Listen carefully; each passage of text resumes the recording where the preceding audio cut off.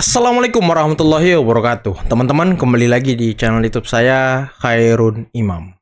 Gimana nih kabar kalian? Semoga kita semua selalu diberi kesehatan, kemudahan, dan juga limpahan rezeki dari Yang Maha Kuasa, teman-teman ya. Nah, di video ini saya sedikit agak kesal, marah, dan mungkin jengkel gitu ya.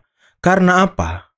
Hari ini, teman-teman, hari ini Ahmad Kosinudin, Tifa, Roy Suryo, Rizal Fadilah, dan juga gerombolannya itu mendatangi Komnas HAM dan mengadu ke Komnas HAM. Apa aduannya? Mereka mengadukan Pak Jokowi itu melanggar HAM. Dan juga mereka mengadukan Pak Jokowi itu melakukan kriminalisasi terhadap mereka. Ini kan nggak waras, teman-teman. Ini nggak waras loh. Mereka, gerombolan-gerombolan ini, sudah menuduh ijazah Pak Jokowi palsu, sudah mengatakan skripsi Pak Jokowi keliru, salah, nggak ada tanda tangannya, dan lain sebagainya. Lantas sekarang mereka mau berlagak seperti korban. Sekarang mereka berlagak menjadi orang yang paling terzolimi. Kok bisa begitu? Orkestra apa nih yang sedang mereka mainkan? Saya kesel, teman-teman. Saya kesel dengan orang-orang ini loh. Kok bisa-bisanya ada orang, ada manusia, watak dan sifatnya seperti itu hidup di bumi Indonesia.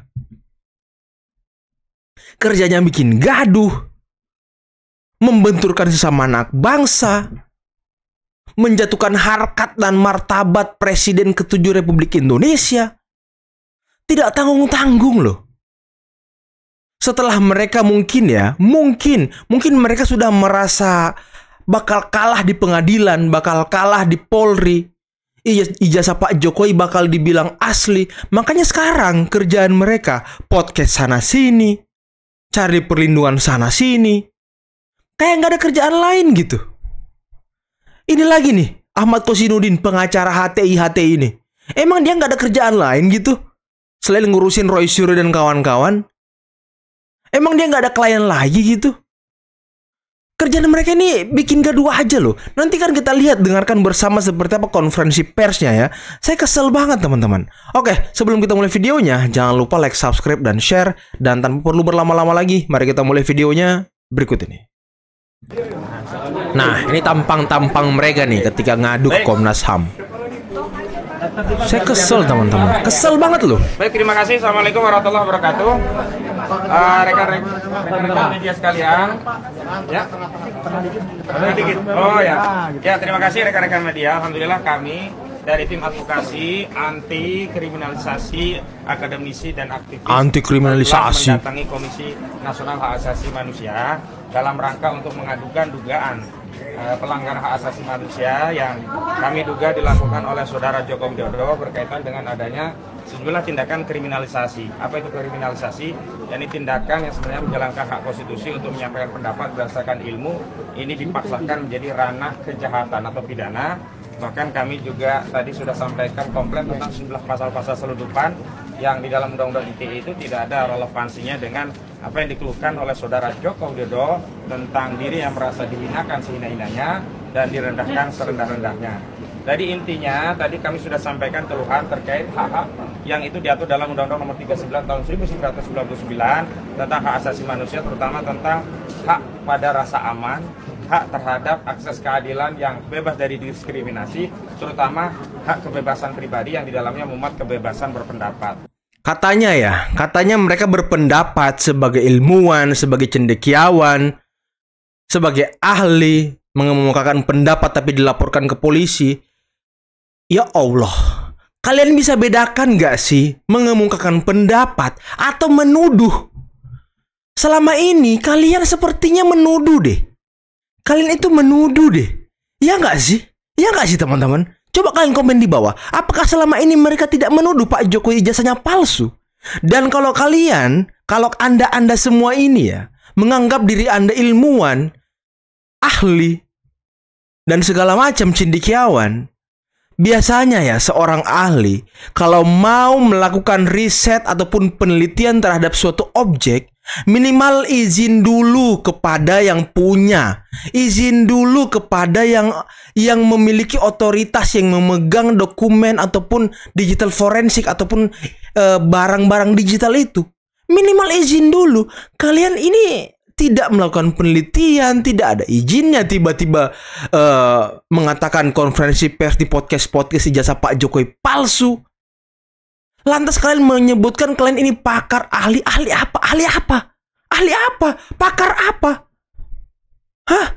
Pakar apa? Apakah ada pengakuan dari sebuah organisasi, dari sebuah asosiasi keilmuan tertentu kalau kalian ini ahli? Jangan sampai yang mengatakan mereka ini ahli ya hanya kelompok-kelompok mereka aja, hanya pendukung-pendukung mereka aja. Otoritas-otoritas terkait gak ada yang menyebutkan mereka ahli. Roy Suryo ahli apa dia? Telematika atau pakar digital forensik?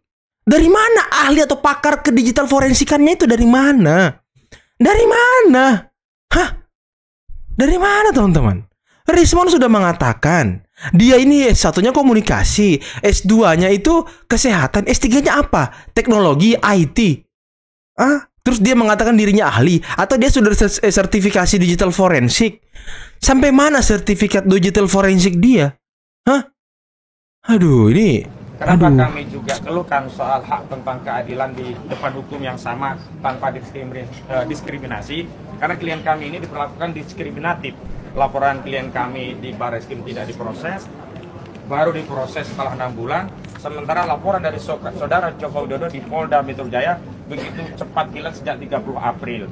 Nah, kemudian kami juga persoalkan tentang tergerak hati kami dengan kemampuan akademisi kami untuk mendapatkan jawaban agar rakyat merasa lega, agar demokrasi bisa ditegakkan. Rakyat merasa lega, demokrasi ditegakkan. Rakyat yang mana sih? Hah? Akademisi kalian apa? Apakah si Tifa ini ahli anatomi? Apakah dia dokter spesialis anatomi? Hah? Apakah dia dokter spesialis anatomi sehingga bisa menyimpulkan rahang orang, gigi orang, dan lain sebagainya?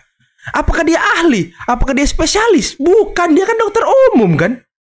Itu pun kita nggak tahu apakah sekarang dia sedang praktek ataupun dokternya ini lisensi dokternya masih ada, lisensi untuk prakteknya masih ada. Terus ujuk-ujuk dia jadi ahli. Hah? Kok bisa begitu? Hah? Luar biasa juga mereka ini. Undang-undang yang menyangkut pada kebebasan para akademisi untuk melakukan tugas akademiknya, dan ketika dilanggar karena kami dikriminalisasi, bukan hanya melanggar undang-undang nasional. Tugas akademiknya, apa tugas akademik kalian? Apa? Melakukan penelitian. Apakah ada proposal penelitiannya? Apakah ada izinnya ke Pak Jokowi untuk melakukan penelitian terhadap ijazah Pak Jokowi? Ada nggak? Hah? Ada nggak? Nggak bisa ujuk-ujuk dong. Tiba-tiba Anda meneliti sebuah objek yang dimiliki seseorang tanpa izin. Apakah itu boleh sebagai akademisi? Hah? Tahu etika lah minimal. Tapi juga melanggar undang-undang internasional. Internasional yang mana? Deklarasi Hak Asasi Manusia PBB. Apa lagi? Universal Declaration of Human Rights. Pasal 19. Everyone has the right to freedom of opinion and expression. Apa lagi ya kan? Includes freedom to hold opinions without interference. Hak seluruh Kesel saya teman-teman. Kesel saya lihat orang-orang ini. Serius. Untuk menyatakan pendapat dan hak kami sebagai. Itu bukan menyatakan pendapat. Iya, Rafli Harun, apalagi Rafli Harun bang, pakar tata negara tapi dia tata boga bang jatuh-jatuh. Rafli Harun. Pakar tata boga. Habis kesel langsung dibikin ketawa sama Firdaus ya kan? Itu hanya bisa bicara tata boga bang, bukan tata negara. Tata negaranya ngaco bang dia. Gitu loh. Makanya semi provokator tuh dia tuh. Si Rafli Harun. Karena kalau berbicara itu nggak terkonsep gitu loh. Pokoknya tendensius, menyudutkan dan terkesan. Iya. Apa justifikasi yang diberikan oleh Rafli itu terkait masalah Pak Jokowi atau Gibran. Iya, tendensius bang. Pokoknya salah aja. Gak netral, gitu, dia padahal mantan media bang, mantan wartawan seperti saya. Tapi dia gak netral bang. Gitu. Dia podcastnya nggak jelas sih, menyudutkan pemerintah terus. Termasuk juga mantan ketua KPK. Podcastnya nggak jelas ya kan? Yang saya sesalkan itu satu kolam itu semuanya. Satu kolam itu kenapa jadi nyemplung ke situ Abraham Samad gitu loh. Nyemplung ke situ kemarin. Duduk manis saja dapat jabatan sebenarnya. Tapi ya nggak tahu lah. Mungkin dia cepat mau masuk surga ya kan? Mau cepat mati, mau ngelihat bidadari kan gitu. Nah, seorang presiden ke-7 aja harus periksa ijazah ke lab forensik. Kita yang rakyat ini masih bisa percaya sama apa? Saya itu sebetulnya sedih. Ini bukan ucapan politisi.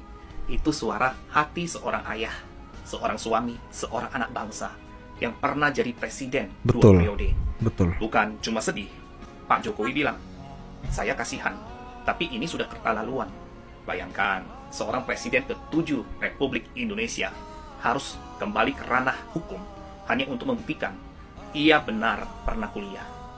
Sebuah tuduhan yang sudah berulang kali dijawab, tapi tetap diungkit. Seperti orang yang sudah berkali-kali menang lomba, tapi tiap naik podium dituduh curang.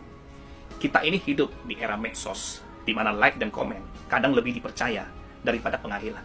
Betul banget abang ini loh.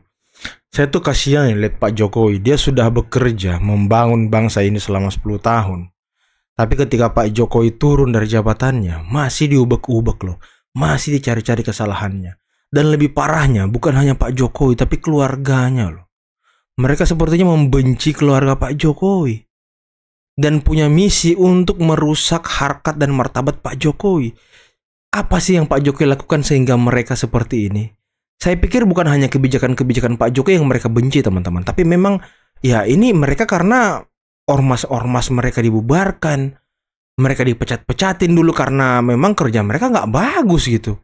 Dan mereka mungkin selama Pak Jokowi menjabat mereka nggak dapat proyek dan lain sebagainya. Kok bisa gitu sebenci itu sama Pak Jokowi? Saya heran gitu sama orang-orang ini teman-teman. Makanya saya sedikit agak kesel tadi ketika mereka mengadu ke Komnas HAM seolah-olah mereka menjadi korban. Tapi ya dibilang yang abang ini ya luar biasa juga. Ini fakta banget teman-teman. Kasian lo lihat Pak Jokowi loh. Tapi apa jadinya kalau logika dikalahkan oleh kecurigaan? Sekarang ijazahnya dibawa ke lab forensik. Pertanyaannya, apa selanjutnya? Sidik jari di ijazah SD. Kenapa kita begitu mudah mencurigai, tapi begitu malas mengklarifikasi? Pak Jokowi bilang, ya sudah, biar pengadilan saja nanti. Tapi saya mau tanya, kalau semua hal akhirnya diselesaikan lewat pengadilan, masihkah kita percaya pada akal sehat masyarakat sendiri? Ini bukan soal Pak D. Jokowi aja. Ini tentang kita semua, tentang bagaimana fitnah bisa jadi trending dan fakta justru dibungkam.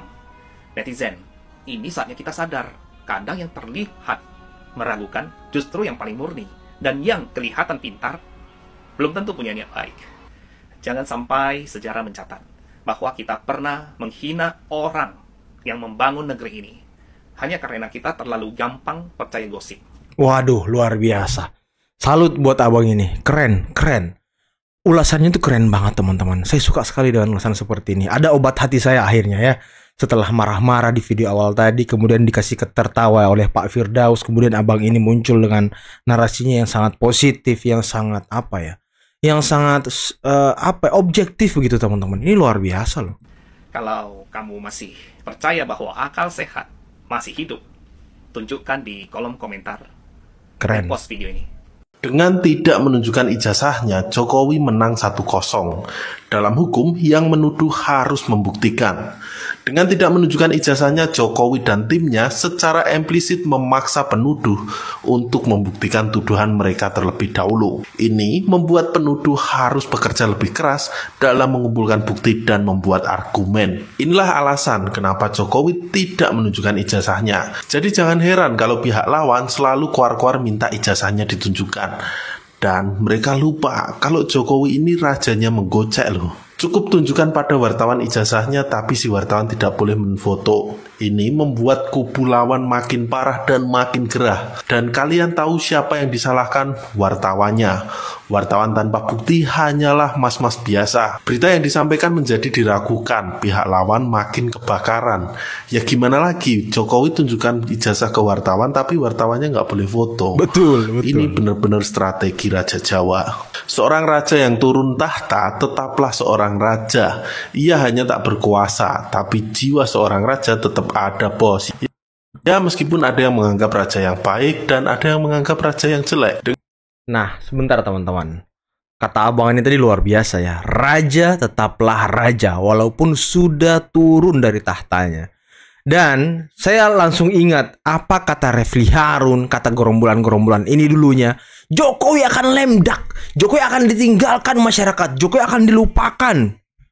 Waduh, ternyata prediksi mereka salah besar teman-teman.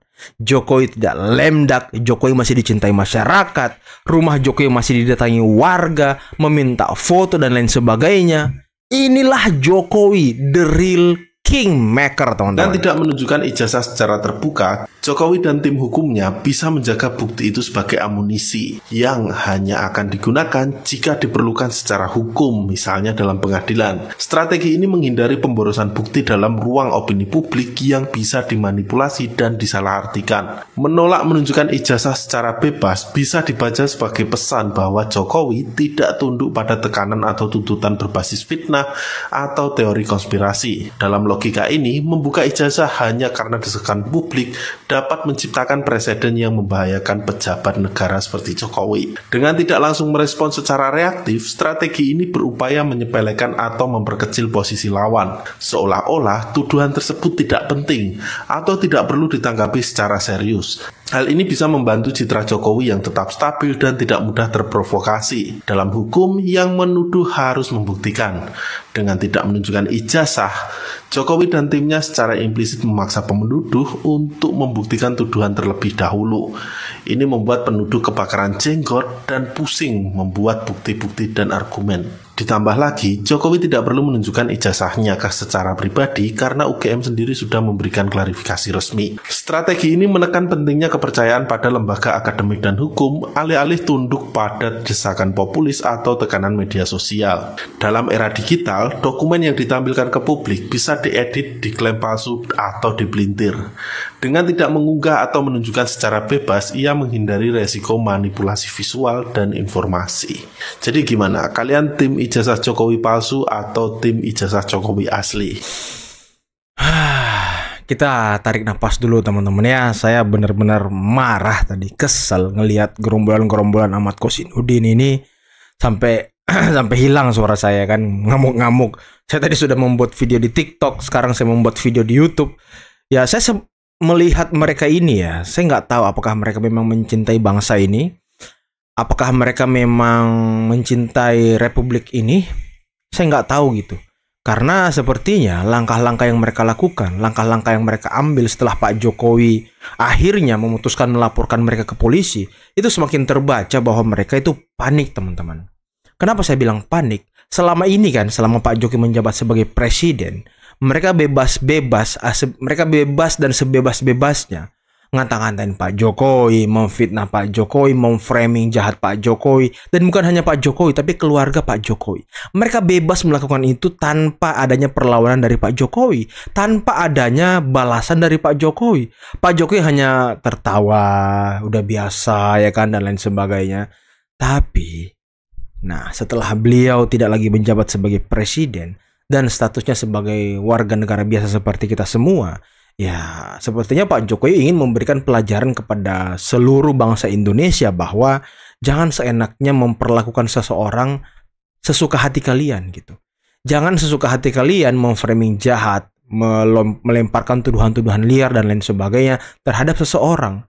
Apa jadinya kalau kita yang diperlakukan seperti itu oleh gerombolan ini, teman-teman? Kita yang bukan siapa-siapa diperlakukan seperti itu oleh orang lain. Pasti kan nggak enak hidup kita. Tiap hari diomongin, tiap hari beredar video fitnah dan segala macam. Ini kan nggak bagus buat nalar bangsa ini, teman-teman. Dan terima kasih buat Pak Firdaus sudah membuat saya tertawa, dan dua abang tadi tuh di video sangat luar biasa. Penalarannya sangat luar biasa, sangat positif, sangat membangun, sangat bisa membuka wawasan kita semua seperti apa melihat kasus ijazah palsu ini dan seperti apa maksud dan motif sebenarnya apa sih yang mereka inginkan gitu. Dan okelah teman-teman, saya sudah agak sedikit capek, suara saya habis. Jadi saya akhiri videonya. Billahi taufiq wal hidayah. Wassalamualaikum warahmatullahi wabarakatuh. Bye bye.